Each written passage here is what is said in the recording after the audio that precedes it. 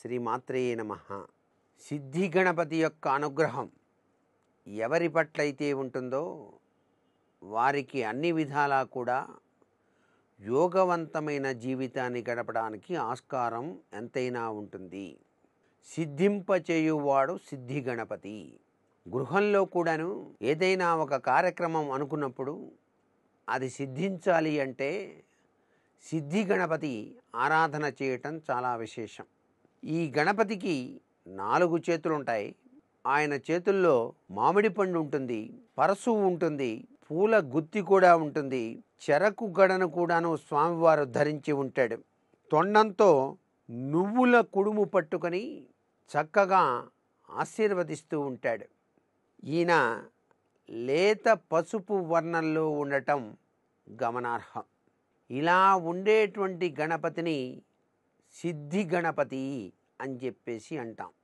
సిద్ధి బుద్ధి ప్రదాత అయినటువంటి ఆ సిద్ధి గణపతిని ఆరాధన చేయటం, అంతేకాకుండా ఓం నమో సిద్ధి వినాయక సర్వకార్యకర్త్యే సర్వ విఘ్న ప్రశమనాయ సర్వ రాజవశ్యకరణాయ సర్వజన స్త్రీ పురుషాకర్షణాయ శ్రీం ఓం స్వాహ అని చెప్పేసి కూడా మంత్రాన్ని అనుష్ఠానం చేసినట్లయితే సిద్ధింపచేసేటువంటి శుభలక్షణాలతో ఈ మానవ జీవితం ఆనందకరంగా మనమంతా కూడాను సాగించటానికి ఆస్కారాన్ని ప్రసాదించేటువంటి వాడు ఈ సిద్ధి వినాయకుడు అనేటువంటి విషయాన్ని ఇక్కడ అవగాహన చేసుకోవాలి.